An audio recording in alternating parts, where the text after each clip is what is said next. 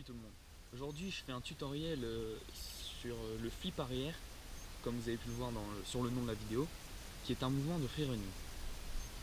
Je fais ce tutoriel pour le site free-running.eu qui s'affiche ici.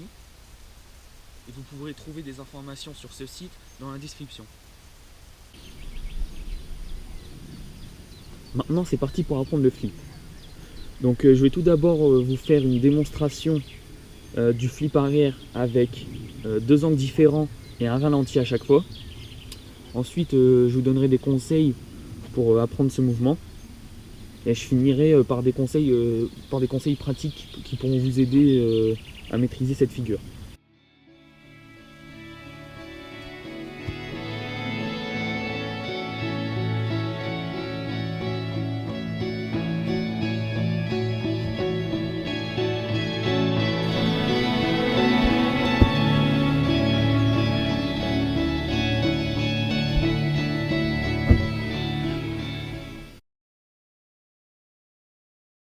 Voilà, donc comme vous avez pu le voir, le flip est une figure assez simple à maîtriser dans l'ensemble, mais le plus dur dans l'apprentissage de cette figure, c'est de se lancer la première fois.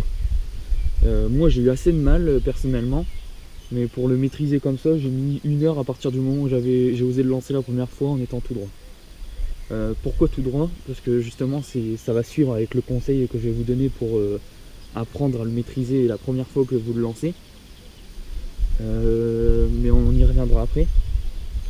Donc le flip est une des figures les plus mentales dans les figures basiques.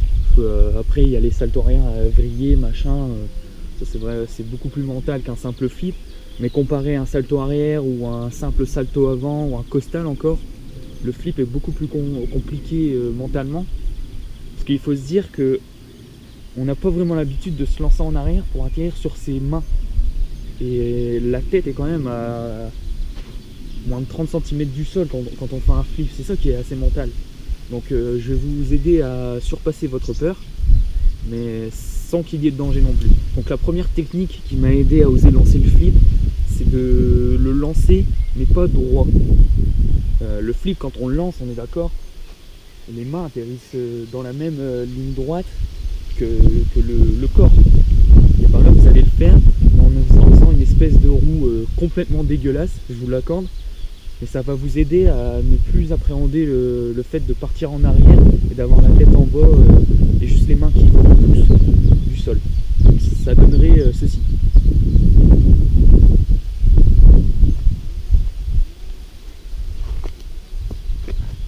Comme ça, c'est complètement moche, hein. Et après vous partez de plus en plus droit sur la même ligne que votre corps. Et à la fin vous aurez votre flip. Voilà. Il y aura toujours un bras qui prendra plus cher que l'autre, du coup ça dépend du côté sur lequel vous partirez. Et à la fin, quand vous venez tout droit, voilà, vous avez le flip. Donc une autre technique qui m'a plus aidé que celle-ci, je l'avoue, c'est la parade. Mais ça m'a bien aidé, c'est sur la fin surtout, pour oser le lancer tout seul. Donc la parade, en gros, pour ceux qui ne savent pas, c'est quelqu'un qui va venir vous aider à vous propulser et à vous aider lors de votre rotation pour ne pas que vous ratiez votre salto dans votre apprentissage. Hey! Oh.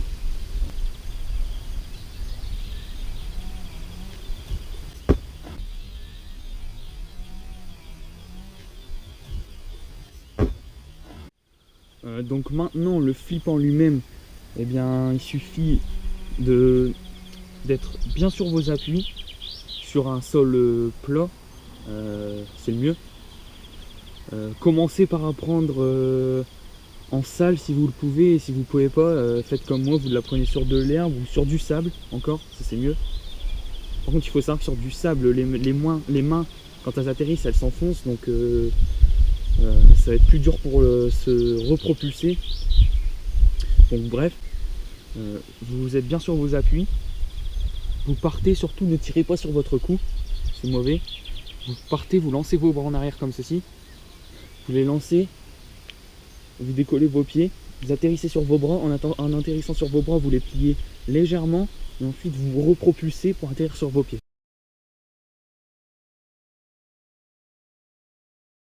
Maintenant les conseils pratiques, la dernière partie de cette vidéo. Échauffez-vous bien les poignets et tout le haut de votre corps surtout. Le bas aussi c'est important, mais c'est pas ce qui va prendre cher on va dire dans ce mouvement. Franchement échauffez-vous très bien les poignets parce que lors de vos premières tentatives vous allez sentir passer le flip sur votre articulation. Donc ce mouvement-ci, comme ça, celui-ci, vous échauffez bien vos épaules, la tête, on sait jamais, le dos, hop, il craque un petit peu, tout le reste, vous savez vous échauffer normalement. Un autre petit truc qui pourrait vous être utile aussi, travailler la souplesse de votre colonne vertébrale. Ça vous aidera à ne pas vous faire mal en vous propulsant dans la première partie du flip. Donc comment la travailler? C'est simple, vous faites le pont. C'est un espèce d'exercice de souplesse, donc ça se déroule comme ça.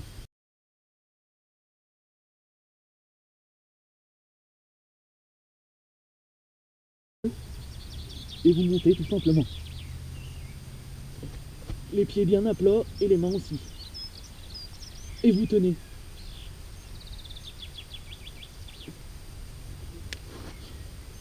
Le pont, franchement, c'est un des exercices préliminaires qui pourrait le plus vous aider dans l'apprentissage du flip arrière. Parce qu'il fait travailler vraiment bien la souplesse de la colonne vertébrale.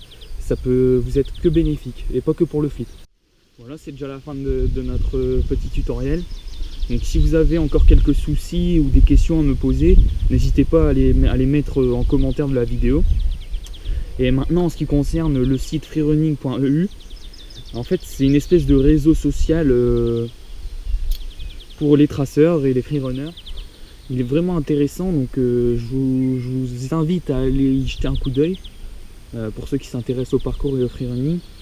Sur ce, moi je vous dis à bientôt et bon courage pour votre apprentissage du flip arrière, et on se reverra peut-être pour un autre tuto. A plus, n'oubliez pas de vous abonner.